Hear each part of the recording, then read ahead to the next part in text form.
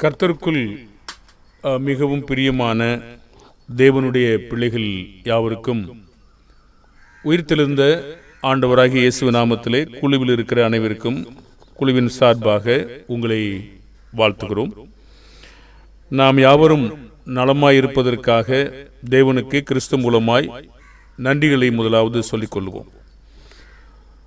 நாம் கடந்த நாளில் வெளிப்படுத்தல் 11ஆம் அதிகாரத்தில் முன்னுரையான சில பகுதி 1 ஒரு 6 வசனங்கள் ஒரு இன்ட்ரோடக்ஷனாக நாம் சொன்னோம். கைக்கோல் யோவானிடத்தில் கொடுக்கப்பட்ட நோக்கம் பார்த்தோம். நோக்கத்தில் ஒன்று புறக்கணிக்கப்பட்டது. இது ஆவிக்குரிய ஆலயம்தான் இன்றைக்கு இருக்கிறது, புறம்பே இருக்கிறத அளக்க வேண்டாம் அப்படின்னு சொன்னார்.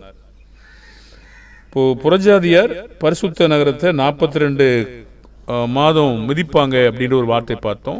2 சாட்சிகள் எவ்வளவு காலம் தீர்க்க தரிசனம் சொல்லுவாங்க அப்படிங்கிறதை நம்ம பார்த்துருக்கிறோம். இன்னும் புத்தக ஆய்வுக்கு நம்ம போகலை. அதுக்கு நம்ம இதை பார்த்துட்டு இன்றைய நாளும் அந்த இன்ட்ரோடக்ஷன் இன்னும் கொஞ்சம் இருக்கிறது. அதை நம்ம பார்த்துட்டு அடுத்த பகுதிக்கு நம்ம வருவோம். 7-8 வசனங்களில் கிறிஸ்தவர்கள் தங்கள் விசுவாசத்து நிமித்தம் அனுபவிக்க வேண்டிய உபத்திரவங்களின் உண்மை தன்மையை 2 தீமோத்தேயு 3:12 படி விசுவாசத்திற்காக கிறிஸ்தவர்கள் மரிப்பதையும் தேவன் சில சந்தர்ப்பங்களில் கண்டிப்பாக அனுமதிக்கிறார் என்பதையும் நம்ம பார்க்கிறோம். மத்தேயு 10ஆம் அதிகாரம் 21-22 இந்த 2 சாட்சிகளும் தங்கள் சாட்சிகளை முடிக்கும் போது தேவன் பாதாளத்திலிருந்து ஏறுகிற மிருகம் அவர்களோட யுத்தம் பண்ணி அவர்களை ஜெயித்து அவர்களை கொன்று போடும். அவர்களுடைய உடல்கள் மகா நகரத்தின் விசாலமான வீதியில கிடக்கும் சொல்றார். அந்த நகரத்தை ஒரு ஞானார்த்தமா ஒரு விவரிப்பு செய்கிறார். அந்த நகரம் சோதோம் என்றும் எகிப்து என்றும் ஞானார்த்தமாய் சொல்லப்படும் அப்படின்னு ஒரு விவரம் இருக்கிறது. ஞானார்த்தம்னா உருவகமான ஒரு பொருள் ஒன்று இன்னொன்றை சுட்டிக்காட்ட முடியும். அப்போ அது என்னன்னு சொல்றாரு. அதிலே நம்முடைய கர்த்தரும் சிலுவையில் அறையப்பட்டார் என்று விவரம் அங்க இருக்கிறது. அப்ப இந்த மகா நகரம் ஆவிக்குரிய ரீதியில சோதோம், எகிப்து, எருசலேம் போன்றது. அங்கேதான் நம்முடைய கர்த்தர் சிலுவையில் அறையப்பட்டிருக்கார். இப்போ சோதோம்னா நமக்கு எல்லாருக்கும் தெரியும், ஒழுக்க கேட்டோடும் துன்மார்க்கத்தோடும் மகா பொல்லாப்பு நிறைந்த தொடர்புடைய ஒரு பெயர். இது ஆதியாகமம் 18ஆம் அதிகாரம் 20-21 19ஆம் அதிகாரம் 4 நம்ம பார்க்க முடியும். 2 பேரில் கூட நம்ம 2ஆம் அதிகாரம் 6 யூதா 7 கூட பார்க்க முடியும். இப்போ எகிப்து என்பது ஒரு உலக பிரகாரமான சந்தோஷத்திற்கு பெயர் போனது. ஏன்னா எபிரேயர் 11ஆம் அதிகாரம் 24-27 அனித்தியமான பாவ சந்தோஷங்களை அனுபவிப்பதை பார்க்கிலும் மோசே கிறிஸ்துவின் உபத்திரவங்களை தெரிந்து கொண்டதாக சொல்லப்படுகிறது. இப்போ எருசலேம் தேவனுடைய தீர்க்கதரிசிகளை துன்பப்படுத்தி கொலை செய்த பட்டணம். மத்தேயு 23ஆம் அதிகாரம் 37ஆம் வசனம். ஆகையால் இந்த மகா நகரம் ஒழுக்கக்கேடும் உலகத்தினுடைய சந்தோஷத்தையும் தேவனுடைய மனிதர்களை துன்புறுத்தி கொலை செய்தல் போன்றவற்றிற்கு மையமாக இருந்திருக்கிறது. இந்த நகரம் பெரும்பாலும் ரோமாபுரியாக விவரிப்பதற்கு வாய்ப்பு இருக்கு. பெரும்பாலான வாக்கியங்கள் புரிந்து கொள்ள ஏது உண்டாக்குறது. ஏனென்றால் அந்த விவரிப்புகள் எல்லாம் இதற்கு மிகவும் பொருத்தமாகவும் நம்ம ஆராய்ந்து பார்க்கும்போது அது நமக்கு பொருந்துகிறது.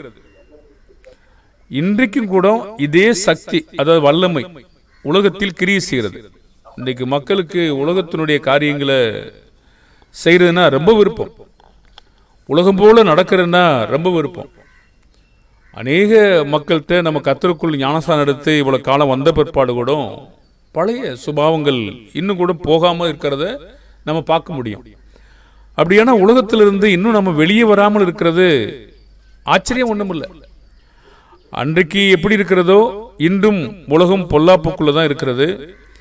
நிச்சயமாக தேவன் நம்மளை குமாரரும் குமாரத்திகளுமாக ஏற்றுக்கொள்ளணும் அப்படின்னா உலகத்தை விட்டு வெளியே வந்துடணும். 1 கொரிந்தியர் 6:14-18. நம்ம எங்கே இருந்தோமோ அங்கே இருக்கிறது மாதிரி இன்னும் நம்ம என்ன செய்யறோம்னா நிறைய வேலைகளை நடப்பிக்கும் போது நம்முடைய இருதயத்தை நம்ம ஆராய்ஞ்சு பார்க்கணும். சரி, அப்போ இந்த உலகத்திலிருந்து வெளியே வருவது எல்லா கிறிஸ்தவங்களுடைய மகா பெரிய கடமையா இருக்கிறது. இப்போ 11ஆம் அதிகாரம் 8-9. இந்த 2 சாட்சிகளின் உடல்கள் மகா நகரத்தின் வீதியில் 3½ நாள் வரைக்கும் புதைக்கப்படாமல் கிடக்கும் சொல்றார். மீண்டுமாக இந்த எண் நம்ம ஏற்கனவே பார்த்தபடி ஒரு முழுமையற்ற கால அளவோடு சம்பந்தப்பட்டிருக்கிறது. ஏன்னா நம்ம 7 பரிபூர்ணமா புரிஞ்சுக்கிறதுனால, முழுமையா புரிஞ்சுக்கிறதுனால அதில் பாதி 3½ என்று ஒரு புரிந்து கொள்வதற்கு ஏது உண்டாக்குது. இந்த முழுமையான கால அளவோடு சம்பந்தப்பட்டிருக்கிறத நம்ம பார்க்க முடியும்.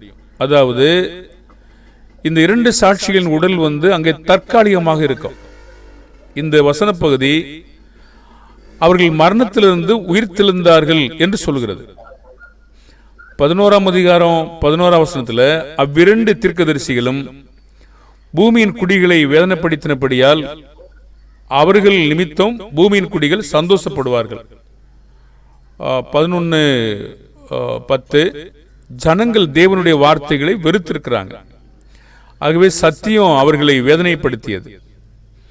யோவான் 3:19-21 வரைக்கும் வாசிக்கிறோம் இல்லையா? பொல்லாங்கு செய்கிற எவனும் ஒளியை பகைக்கிறான், தன் கிரியைகள் கண்டிக்கப்படாதபடி ஒளியிடத்திலே வராதிருக்கிறான் என்று ஒரு வார்த்தையை நம்ம பார்க்கிறோம். ஆனால் அந்த 2 சாட்சிகளும் உயிர்த்த போது அவங்களுடைய சூழ்நிலை என்னவாக இருந்ததுன்னா பயந்தாங்க.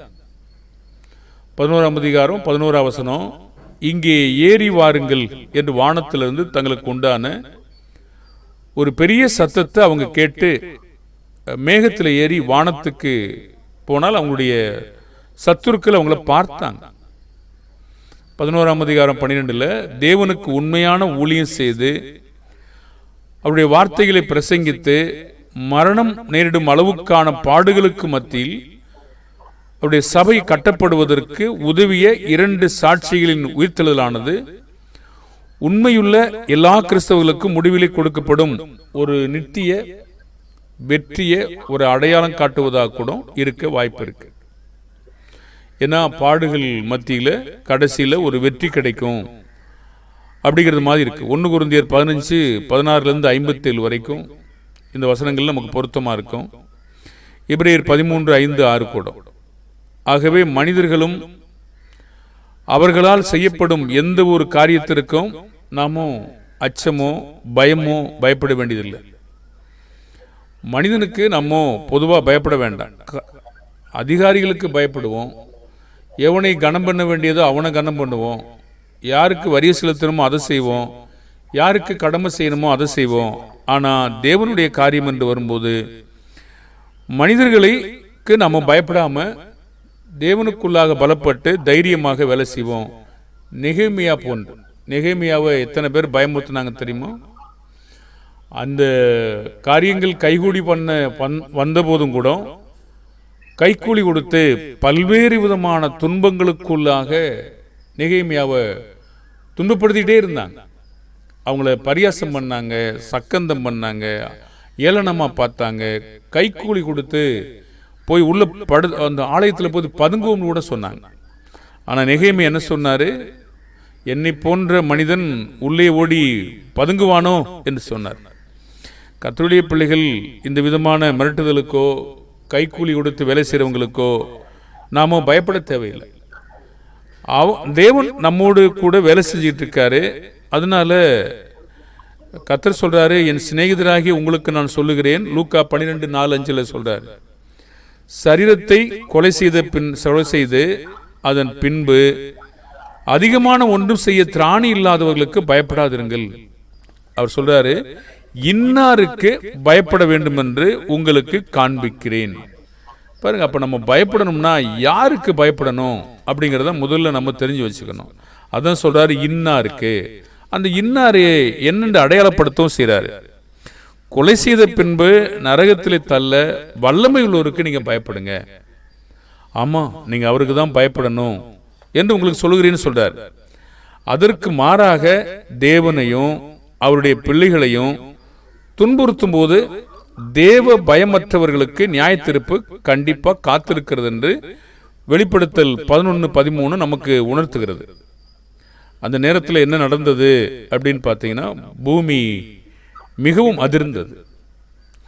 உடனே அந்த நகரத்தில் 10% இடிந்து விழுந்துருச்சு. மனுஷர்ல 7000 பேர் பூமி எதிர்ச்சினால அழிஞ்சு போயிட்டாங்க. மீதியானவங்க பயமடைந்து பரலோகத்தின் தேவனை மகிமைப்படுத்தினாங்க. இங்க ஒரு நல்ல காட்சியை பார்க்கிறோம். மற்ற இடங்கள்லாம் பார்த்தோம், தூசித்தாங்க சில இடங்கள்ல.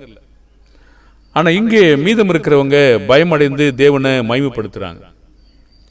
சில சந்தர்ப்பங்கள்ல எவ்வளவுதான் பயம் உண்டாக்குனாலும் மக்கள் மாட்டேன்றாங்க. சில இடங்கள்ல தேவ பயம் உள்ளவங்க இருக்கிறதுனால பயமடைகிறாங்க. பாருங்க, அப்போ நம்ம தேவனை பயப்படுறதுக்கு இப்படிலாம் சில நேரங்களில் தேவன் நடத்துகிற செயல் நமக்கு தெரியுது. அந்த அப்போஸ்தலனாகிய பவுல் சவுலா இருந்த காலத்தில் அந்த நியாயப்பிரமாணத்திற்காக ஒரு உறுதியானவராகவும் வைராக்கியமாக இருந்து சபையை துன்பப்படுத்தினார். என்ன சொன்னாலும் அவர் கேட்கல. கடைசியில் கண்ணை ஒளியை பாய்ச்சி குருடாக்கும் பொழுதுதான் அவர் ஆண்டவரே என்ன செய்ய சித்தமாக இருக்குன்னு கேட்டார். சில நேரங்களில் சில விதிவிலக்கான சம்பவங்கள் இருக்கிறது. அனனியா சப்பிரால 2 பேரையும் அடிச்சு சாகடிச்ச உடனே அங்கே பயமடைந்தாங்க சில மக்கள். இது வெளிப்படுத்தல அது சாத்தியமே இல்லாமல் இருந்துச்சு சில இடங்கள்ல. ஏன்னா என்னதான் பண்ணாலும் பயமடையாமல் தூசித்தார்களே இல்லாமல் அவரை மகிமைப்படுத்தவே இல்லை. இப்படி பயந்து பரலோகத்தின் தேவனை மகிமைப்படுத்தும் போது தேவனுக்கு அது மகிமையாயிருக்கும், அது கனமாகவும் இருக்கும். தேவன் நம்மிட்ட நடப்பிக்கிற ஒவ்வொரு செயலையும் நாம் பார்த்து நம்முடைய வாழ்க்கையில அன்றாடம் நடக்கிற செயல்களை பார்க்கும் பொழுது நம்ம பயம் நமக்கு வரணும். அதாவது இந்த பயத்திற்காக மாத்திரமல்ல, அது ஒரு வழியா இருக்கிறது. ரோமர் 13 ஒரு வார்த்தை இருக்குது 5ஆம் வசனத்துல, நீங்கள் கோபாக்கினை நிமித்தம் மாத்திரமல்ல மனசாட்சி நிமித்தம் நம்ம கீழ்ப்படியணும். அது இன்னும் நமக்கு அதிகமான பலனை கொடுக்கக்கூடியதாக இருக்கும். சரி, இங்கே அவர் என்ன நோக்கத்தோட காரியங்களை செஞ்சுக்கிட்டு இருக்காரோ அங்கே பயமடைந்து பரலோகத்தின் தேவனை மகிமைப்படுத்துறாங்க. இது 2ஆம் மற்றும் 3ஆம் ஆபத்துக்கான ஒரு இடைவேளையை நிறைவடை செய்கிறது. 2ஆம் ஆபத்து கடந்து போயிட்டு இதோ 3ஆம் ஆபத்து சீக்கிரமா வருது. வெளிப்படுத்தல் 11:14. வெளிப்படுத்தல் 6ஆம் அதிகாரத்தில் ஆட்டுக்குட்டியாகிய கிறிஸ்துவுக்குள் கொடுக்கப்பட்ட 6 முத்திரைகள் உடைக்கப்பட்டது. 7ஆம் அதிகாரம் ஒரு இடைவேளை போன்றது. பிறகு 8ஆம் அதிகாரம் 7ஆம் முத்திரை திறக்கப்படுதல் 7 எக்காலங்களை உடைய 7 தூதர்களை கொண்டு வந்து 8ஆம் அதிகாரத்தில் முதல் 4 தூதர்கள் தங்கள் எக்காலங்களை ஊதுறாங்க. கடைசி 3 தூதர்கள் தங்கள் எக்காலங்களை ஊதி 3 ஆபத்துக்களை கொண்டு வந்தாங்க. இவைகளில் முதல் 2 ஆபத்துக்கள் 9ஆம் அதிகாரத்தில் 5ஆம் 6ஆம் தூதர்களோடு வந்தது. நீங்கள் வெளிப்படுத்தல் 10:1-14 பகுதியை நாம் வாசித்தா நம்ம ஏற்கனவே படிச்சிருக்கிறோம். ஒரு பகுதி இடைவேளை போன்றது. பிறகு 11ஆம் அதிகாரம் 15-19 வரைக்கும் வசன பகுதியில் இந்த புத்தகத்தில் ஆட்டுக்குட்டியானவர் மாத்திரம் திறப்பதற்கு தகுதியுள்ள 7ஆவதும் இறுதியுமான தூதன் 7ஆவதும் இறுதியுமான முத்திரை சொல்லப்பட்டிருக்கிறது. 15ஆம் வசனத்தில் 7ஆம் தூதன் எக்காலம் ஊதினான். அப்பொழுது உலகத்தின் ராஜ்யங்கள் நம்முடைய கர்த்தருக்கும் அவருடைய கிறிஸ்துவுக்கும் உரிய ராஜ்யங்கள் ஆயின. அவர் சதா காலங்களிலும் ராஜ்யபாரம் பண்ணுவார் என்று கம்பீர சத்தங்கள் வானத்தில் உண்டாயின. வெளிப்படுத்தல் 11:5 இந்த புஸ்தகத்தின் முக்கியமானதொரு வசனம், சபையை பற்றியதான மகத்தானதொரு பாடத்தை இது போதிக்கிறது. தேவனுடைய ராஜ்யமாகிய சபையானது முடிவிலே இந்த உபத்திரவம் கொடுத்த ரோமின் மீது வெற்றி கொண்டு நித்தியமாக நிலைத்திருக்கும் என்பதே பாடம். சபையானது ஒருபோதும் ஒருவராலும் அழிக்கப்பட முடியாது. இது வெளிப்படையாக நமக்கு இருக்கிறது. அதெல்லாம் நம்ம ஏற்கனவே தானியேல் புஸ்தகத்தில் மற்ற புஸ்தகங்களில் படிச்சுக்கிறோம். நித்தியமான ராஜ்யம் தானியேல் 2:44-45 படிக்கிறோம் இல்லையா? அழிவில்லாத ராஜ்யம் எபிரேயர்லாம் படிக்கிறோம் நம்ம. அப்போ இந்த காட்சியை நீ பார்க்கும்போது நமக்கு ரொம்ப சந்தோஷமா இருக்கு. எத்தனை கிறிஸ்தவர்களை உபத்திரவம் கொடுத்தினாலும் நிச்சயமாகவே அவர்கள் ஒரு நாளில் அவர்களையும் வெற்றி கொள்ளக்கூடிய பிள்ளைகளாக நாம் இருக்கிறோம். ஆகினால உபத்திரவங்களில் நம்ம மிகுந்த பொறுமையோடு வேலை செய்யும் போது நிச்சயமாக தேவன் நமக்கு வெற்றியை தருவார். 11ஆம் அதிகாரம் 16-17 வசனங்களில், அப்பொழுது தேவனுக்கு முன்பாக தங்கள் சிங்காசனங்கள் மேல் உட்கார்ந்திருக்கிற 24 மூப்பர்களும் முகங்குப்புற விழுந்து, இருக்கிறவரும் இருந்தவரும் வருகிறவருமாகிய சர்வ வல்லமையுள்ள கர்த்தராகிய தேவனே, உம்மை ஸ்தோத்திரிக்கிறோம். தேவரீர் உமது மகா வல்லமை கொண்டு ராஜ்யபாரம் பண்ணுகிறீர் என்று எழுதப்பட்டிருக்கிறது. தேவன் நித்தியமானவர், எல்லாம் அவர் கட்டுப்பாட்டுக்குள் இருக்கிறது. துதிக்கும் ஸ்தோத்திரத்திற்கும் அவர் தகுதியானவர். உயிர்த்தெழுதல் மற்றும் நித்திய ஜீவன் மூலமாக தம்முடைய பிள்ளைகளுக்கு இறுதி வெற்றியை கொடுக்க தேவன் வல்லவராக இருக்கிறார். முதல் 6 எக்காலங்கள் துன்மார்க்கர் மீது தற்காலிகமான நியாய தீர்ப்பை கொண்டு வந்தது. ஆனால் 3ஆம் ஆபத்து 7ஆம் முத்திரையின் இறுதியையும் நம்மை நியாய தீர்ப்பின் நாளுக்கு கொண்டு வருகிறது என்று நம்ம கண்டுபிடிக்க முடிகிறது. ஜாதிகள்லாம் கோபித்தாங்க, அப்பொழுது உம்முடைய கோபம் மூண்டதுன்னு சொல்றார். மரித்தோர் நியாய தீர்ப்பு அடைவதற்கு தீர்க்கதரிசிகளாகிய உம்முடைய ஊழியக்காரருக்கும் பரிசுத்தவான்களுக்கும் உமது நாமத்தின் மேல் பயபக்தியாயிருந்த சிறியோர் பெரியோர் பலனளிக்கிறதற்கும் பூமியை கெடுத்தவர்களை கெடுக்கிறதற்கும் காலம் வந்தது என்று சொல்லி தேவனை தொழுது கொண்டாங்க. அப்பொழுது பரலோகத்தில் தேவனுடைய ஆலயம் திறக்கப்பட்டிருக்கு. அவருடைய ஆலயத்தில் அவருடைய உடன்படிக்கையின் பெட்டி காணப்படுறது. அப்பொழுது மின்னல்கள், சத்தங்கள், இடிமுழக்கங்கள், பூமி அதிர்ச்சிகள், பெருங்கல்மலையில் உண்டாயின. இதெல்லாம் நம்ம பழைய ஏற்பாட்டில் அல்லது உடன்படிக்கை கொடுக்கும் போது இந்த காட்சிகள் நடந்திருக்கிறத நம்ம பார்க்க முடியும். அது உருவகமாக தான் இன்றைக்கு நிறைய காரியங்களை நமக்கு சொல்லித்தர்றாரு. வெளிப்படுத்தல் 11:18-19 உடன்படிக்கையின் பெட்டியின் அடையாளத்தை தேவன் எதுக்காக பயன்படுத்துவதற்கு வாய்ப்பு இருக்கின்றால் இறுதி நியாய தீர்ப்புக்கு அடையாளமாக பயன்படுத்தலாம். ஏன்னா எதுவுமே பிரமாணம் இல்லைன்னா பிரமாணம் இல்லாமல் நியாய தீர்ப்பு அடைவாங்க. பழைய உடன்படிக்கையின் கீழ் வாழ்ந்தவங்க அதன்படி நியாயம் தீர்க்கப்படுவாங்க. புதிய உடன்படிக்கையின் வாழ்றவங்க நான் சொன்ன வசனமே கடைசி நாளில் நியாயம் தீர்க்கும். அந்த மாதிரி ஒரு காரணங்களுக்காக இந்த உடன்படிக்கை பெட்டிய தேவன் ஜனங்களுக்கு முன்பாக இந்த காட்சிக்காக ஒரு அடையாளமாக பயன்படுத்த வாய்ப்பா இருக்கு. யோசுவா 6ஆம் அதிகாரம் 1 சில வசனங்களை பார்க்கும்போது, எரிகோ அழிக்கப்படுவதற்கு முன்பாக உடன்படிக்கை பெட்டியை தேவன் ஜனங்களுக்கு முன்பாக அனுப்பினார். அங்கே தேவனுக்கு உண்மையுள்ள கீழ்ப்படிதலுக்கான பிள்ளைகள் காப்பாற்றப்பட்டு தேவனுக்கு விரோதமானவங்க என்ன செய்யப்பட்டாங்கன்னா அழிக்கப்பட்டாங்க. அதுபோலவே வெளிப்படுத்தல் 11ஆம் அதிகாரம் 18-19 துன்மார்க்கர் மீதான இறுதி நியாய தீர்ப்பு அவர்கள் நித்திய அழிவுக்கு முன்னதாக உடன்படிக்கை பெட்டி ஒரு உருவகமாக தேவனுடைய ஆலயத்தில் உள்ளது. பாருங்க, ஆலயம் பூமிக்குரிய ஆலயம் இன்றைக்கு நமக்கு இல்லைன்னு தெரியும். அந்த உடன்படிக்கை பெட்டி உடன்படிக்கையை நிறைவேற்றினார் நமக்கு தெரியும், மோசையினால் கொடுக்கப்பட்டது. ஆனாலும் இதெல்லாம் பேசும்போது இன்னொன்றை சுட்டிக்காட்டி நமக்கு பேசுவதற்கு வாய்ப்பு இருக்கிறது. இப்படி நம்ம புரிந்து கொள்ள முடியும். அந்த இறுதி நியாய தீர்ப்பை தேவனுடைய உண்மையும் கீழ்ப்படிதலும் உள்ள பிள்ளைகள் மேற்கொள்வார்கள். இந்த 3ஆம் ஆபத்தானது உலகத்தின் முடிவு, நியாய தீர்ப்பினால் இறுதி பலன் மற்றும் தண்டனைக்கு தொடர்பாக பேசப்படுவதாக இருக்கிறது.